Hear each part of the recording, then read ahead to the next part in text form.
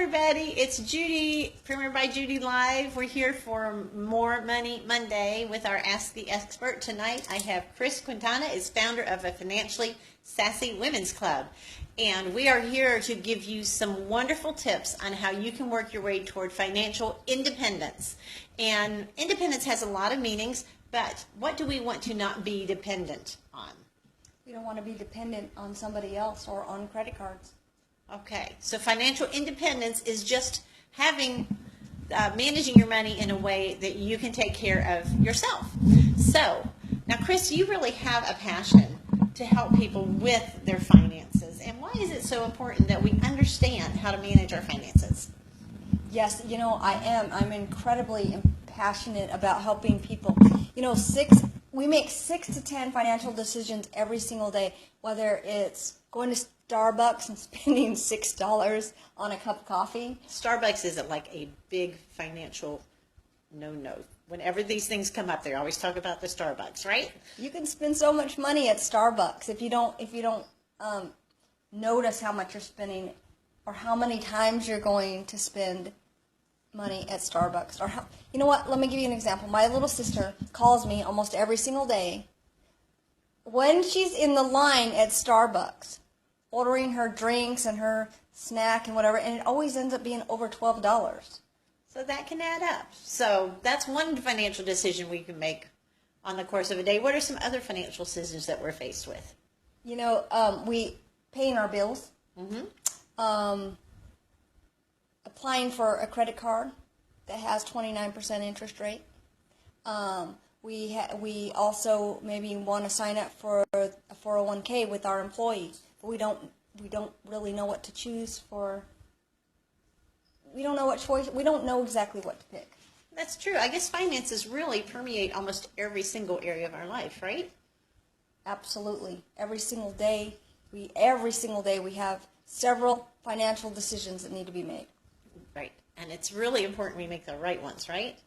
Yes, or you may have to live with your choices for years to come. Okay. So, and you have found that right now in America, on the whole, because we don't get a good financial education, that there's some real problems that are showing the results of this, right? Right. You know, there's only 4 states in the United States that require us to have personal finance in high school. And, you know, studies show that 76% of people feel out of control when it comes to their finances. And 84% of college graduates say they need assistance with their finances, and we're not getting it. And so, because they're not getting it, 61% of Americans are living paycheck to paycheck. I've heard that, and I've heard even higher numbers on that sometimes. So that's a bad thing? How can we ever get ahead if we're living paycheck to paycheck? Got a good point there. So you work with a lot of people to help them with their finances, and I know we were talking earlier about an example of someone who was just making a number of bad choices that were layering one on top of another. Can you tell us a little bit about that? Yes, I will. I'm going to use your name, though, okay? So This woman named Judy, she just graduated from college with her master's in English. Okay, she's leaving college with $25,000 in student loans. Okay. She has $4,000 in credit card debt. And she is going to have to be looking for a new place to live now that she's left work. And she does what all the other college students are, and that's move in the city and get themselves a nice apartment. And she's paying $1,200 a month in rent. Okay. So right there, she just messed up her budget because she's only actually bringing home $2,400 a month. Okay. Now, most people think budget is a bad word. They think budget is kind of like the financial killjoy of life. So that if you have a budget, you can't have any fun, right? You know what? I hear that all the time. Talk to me about anything, but let's not talk about a budget. And a budget can make you sleep good at night if you realize that you're spending your money on the right things. And the thing is, you can have fun. I don't want you to not have fun. I want you to take and decide how much money. You know what? Let me just tell you. 50% of your money is supposed to go to your essentials. 20% of your money is supposed to go to your future or paying off your debts. Okay. 30%, that's a big chunk. 30% is fun. Wow. 30% you can use and spend it however you want to spend it. But you need to make sure that you do the other, you take care of all your essentials and you take care of your future. Right. But like in her example, if just her rent is already 50% of her take home, then she's really cutting into something else, right? She is. The thing is, she needs to know that her, looking at what she's spending her money on. I mean, she probably didn't need to spend $1,200 on a fancy apartment. She could have got a decent apartment, maybe a little smaller. But it's all in a matter of the way you spend your money. Okay, so her first mistake is she didn't have a budget to help guide in how she spends her money, right? Right. Okay, so what was her next mistake? She paid minimum payments on her $4,000 credit card. Well, of course, we all pay the minimum so we have more money for our fun, right?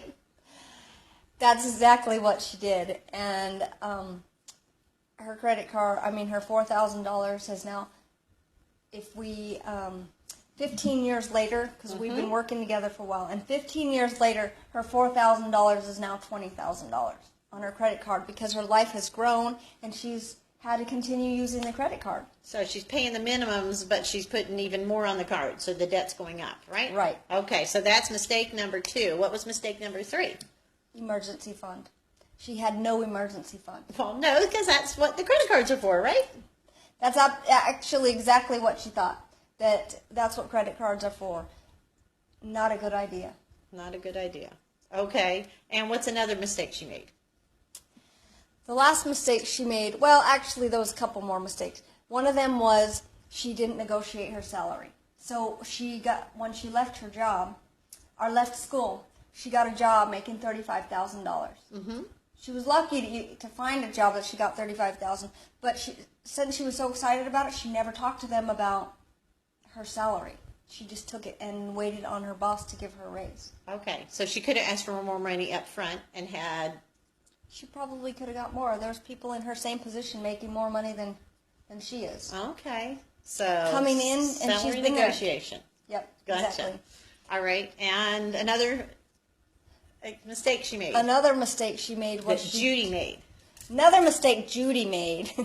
She didn't save for her retirement. She didn't take advantage of the retirement match that her boss was offering, or the company she was working for was offering. Gotcha. Well, I know for a lot of people, especially right out of college, the last thing you're thinking about is retirement, right? Yep, that's exactly what she was thinking. It's 40 years away. I have plenty of time. But we run out of time eventually, right? It goes fast. Time flies when you're having fun. Okay. So you can see, and you said this is how most Americans are living, right? About how many people are living in this paycheck to paycheck increasing debt cycle, would you say? Tens of millions of Americans. Actually, we are, as a country, have over $275 trillion of consumer debt. And can you explain what consumer debt is, in case they don't understand that? Consumer debt is debt that we're making more, basically we're making more than we earn. Making more than we earn. We're spending more than we earn. Okay, spending more than we earn. Gotcha. Okay. So we're spending more than we earn. So this is a problem that a lot of us have.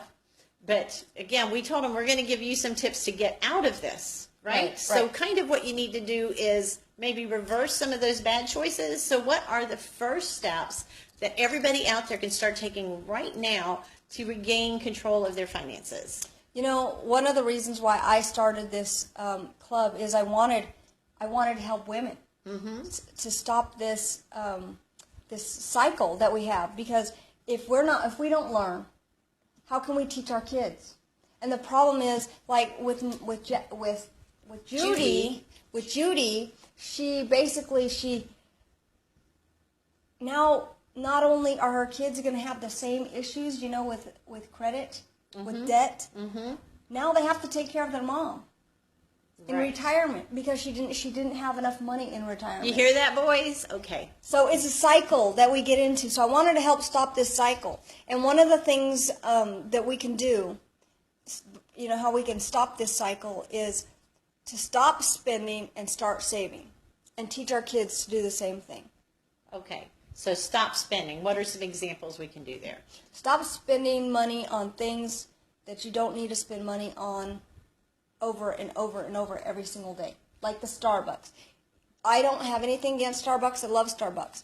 Once a week. I let myself go to Starbucks about once a week. Okay, and how do they figure out what they are spending money on? Because most people, you just swipe the card and go on, right? Right. So you need to print out your statements.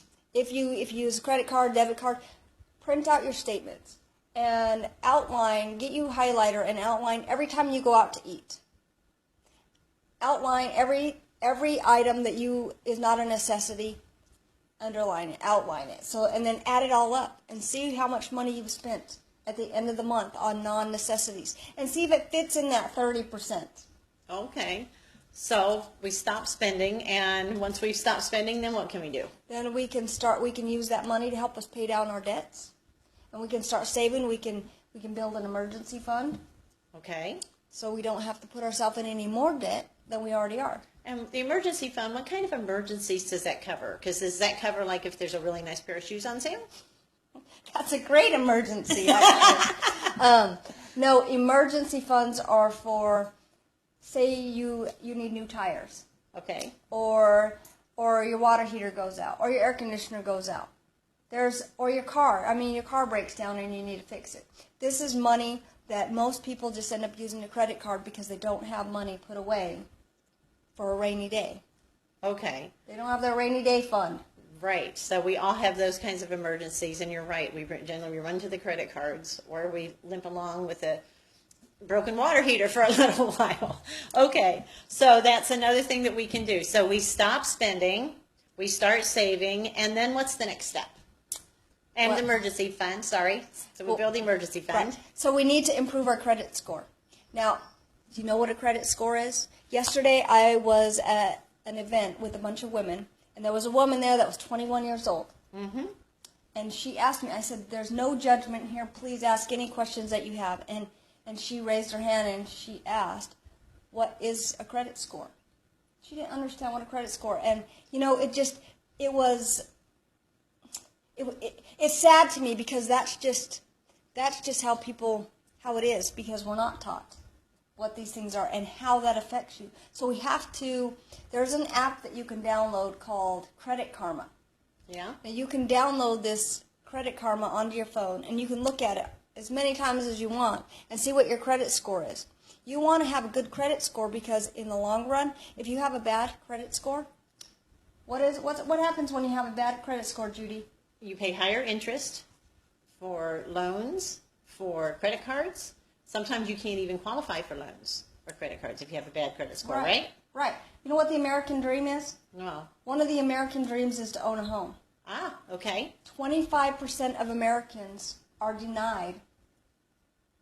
immediately denied when they apply for a loan. Because of their credit score. Because of their credit score. So what steps can people take to improve their credit score?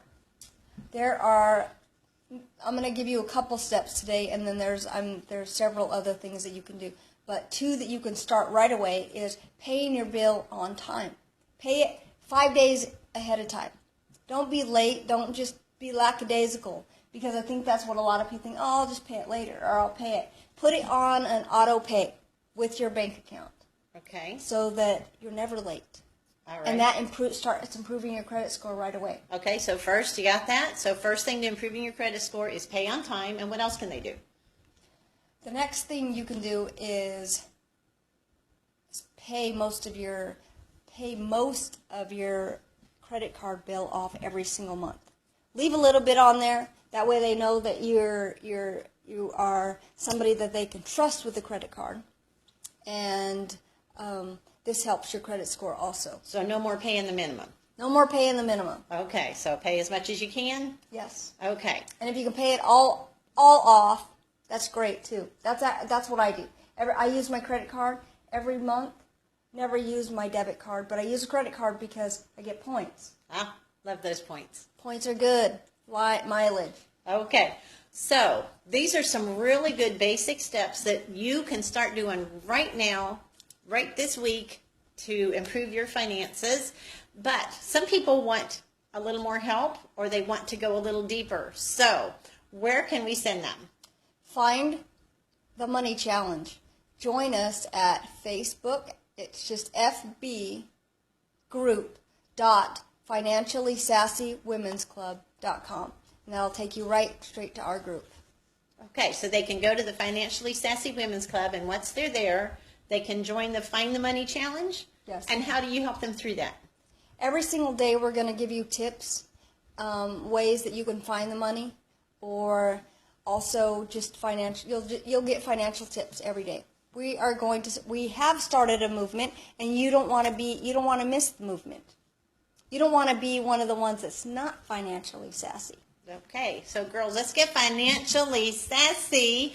And Join Financially Sassy with Judy and me. Okay, all right. And once we've done all these things, what's the final step in financial independence? Oh, right there, party. Yeah, celebrate your In the financial 30%. independence. And we're going to party with some of our money in the 30%. All right. Well, thank you, Chris. That's some really good steps. I hope you wrote that down. If you didn't write it down, go back, watch it again. Write those steps down. Follow the links that will be posted below later so you can get in the Financially Sassy Women's Club. For you, those that are not women, hey, we'll send you our notes or something after the meetings. But said, watch the tags, join the group, follow her, and let's get financially independent. Let's change this cycle, this American cycle of increasing debt, and let's turn it back to one of prosperity. Yes, let's have some fun. We can have fun. When people start talking finance, they think it's boring. They don't want to talk about it, or it's a bad subject because they're in debt. Well, don't let your past make your future not good just because you had a bad past. All right, so let's turn things around, folks, starting today. Thank you for being with us. Thank you so much, Chris, for sharing. And we will see you around again. Bye-bye. Bye-bye.